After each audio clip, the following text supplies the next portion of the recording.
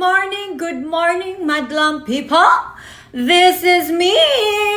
Wow, wow, wow. The Boricat is here. Nag-aw-aw ang mga bulldog. Okay.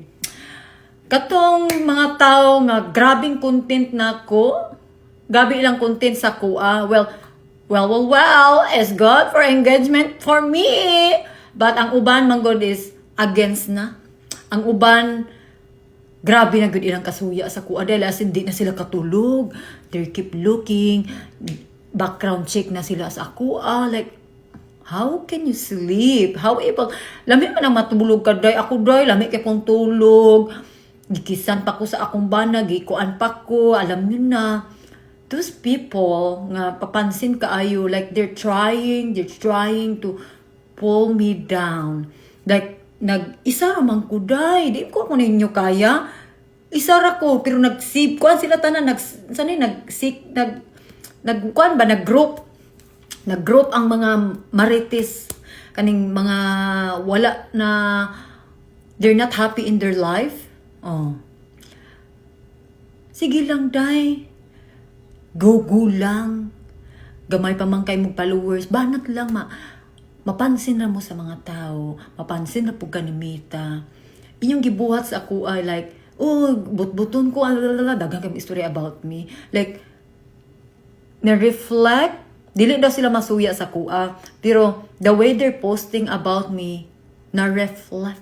Ang word nga suyaon, naigo ra sa ilahang kaugulingon. Ako, di ko manghilabot sa mga tao, ug di ko hilabtan. You know me very well. Magyaw-yaw ko sa social media about my life, about sa akong mga kabuang sa una, and I'm very proud of that. Past is past, I always remember.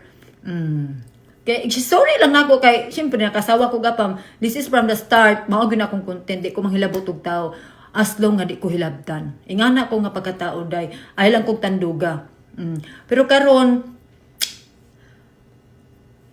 ang mga way sa kuha day, ang mga naway sa kuha nga, they try to pull me down, they leave her mga 10 years na, more than of that, uban 5 years, 6 years, 8 years.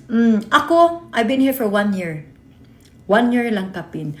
Wala pa ko naabot rin sa US.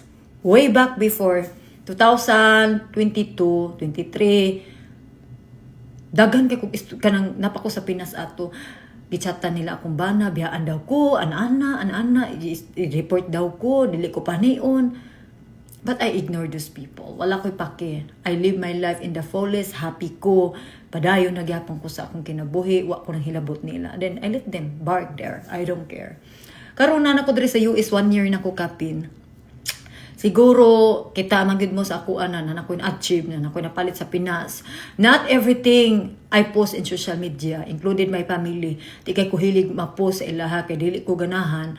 Kaya ang ako ang pagtabang sa akong ginikanan, sa akong pamilya, is galing sa akong puso, sa akong kasing-kasing. I don't need to post everything para maignan lang ko sa mga tao nga unsa ko kabuutan sa ako ang ginikanan. I try my best to dili na ko sila apilon sa akong social media. Anak gyud ko day, diba sa una sige maging wonder. Asa mo yung pamilya sindi ana na di kay kumukuan sa inyo mutubag because I keep them private. Kanang dili ko gusto i-apil na ko sila sa ako ang mga kuandre kabuang sa social media. I help my family from the start before kay luoy kami sa una. And I stand sa ako ang nakoy future, ay nakoy pangarap sa akong kinabuhi. Gi-apil na kong dala ang ako ang ginikanan, akong pamilya, akong mga isuon kay ang kalisod sa una make me stronger. Make me stronger, make me happy, make me blessed kay wala na ko pasagdi ang ako ang ginikanan, akong pamilya, akong mga isuon. Nain mi kabo ka igsuon. I help them. Gitabangan ako, bisag minyo na akong maigsuon kay nag-promise ko sa akong ginikanan. When I was 10 years old, until 14, 15, niingon ko sa akong ginikanan. Dili man may makahuman og eskwela aning uban ma. Pero ay, maningkamot mi. Ako, hapit ko, wala pa gay na ko nagdisika sa una. Naiapam nga in love kay sa kuha. I in love with him. Pero kuripot siyang dako. O kuripot siyang dako day. Anya, gibulagan ako kay gusto dili ko gusto maminaw kay ko sa akong gugma nga ako ray liyahay ang akong pamilya luoy. So I broke up that guy. Nangita kog lain nga I was direct to the point sa mga laki gyud. But anyway, bless kay ko kanailan ako sa dibeda na. Anyway, fast forward ta aning mga iro nga gahalhal. Kani mga tao diri sa Amerika mostly ang nangaway sa kuha karon nga sawag mga foreigner. Maybe they're not happy, di sila happy silang kagulingon kay pila na sila katuig diri. Wala pa sila naabot di man sa paghinambog pero mostly nakita gyud. Na wa pa siguro sila naabot silang kinabuhi, 1 year pa ko diri. Daghan ako achievement. Nakuha ko ning achievement. May deserve ni nako. Kay 15 years old pa lang ko, akong pamilya ang ako ang gitinatanaw. I don't even look myself. Ha? Ano ko akong pamilya, yung ani-ani. Nya inyo kong i-eat down. Ito o mag-effect na sa ano. Wa na effect sa kuaday. Don't waste your time to me, animal. Ako day dugay na ko ni social media na pa ko mga issue mga laki na ko karon gibalik na pod nagkundinar na pod ilang mga kalag ani mga aw-aw nga iro nga ako mga exes in town nahimuta na ang mga kalag ila na pong gipukaw akong pas ilang isagpa sa ako para ma-down ko para i-hate ko sa mga tao para di daganahan mga tao sa kuha wa koy paki. Wa gyud koy paki ka remember mo tong issue nako sa una, daghang kay kog laki. I'm still stand myself. Koy paki alam ninyo. Kung nagool mo kay wa may naabot kay inyuhang kaugalingon nga 15 years, 10 years, 8 years, 10 years wa may naabot sa kaugalingon. Ayaw ko ninyo i-blame. Kay ako buri ka. Yawa. Bitaw ay.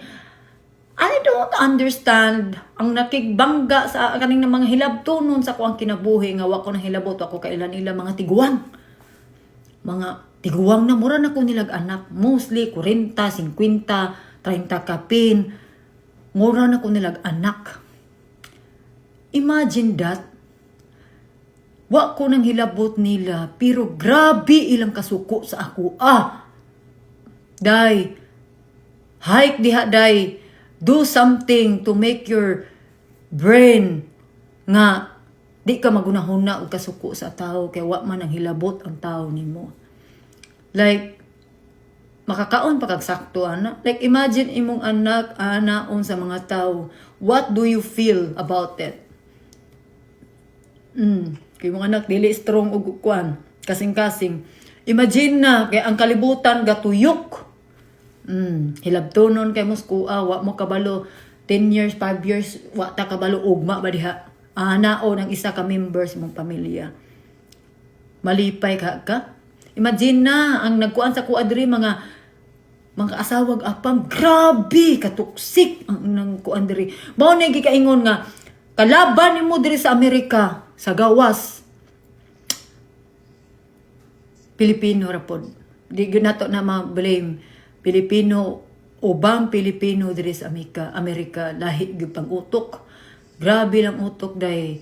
They pull you down when they see your success. That mindset is not good. Palayo mo in taon na ako. I choose my peace. I choose my Yawa man.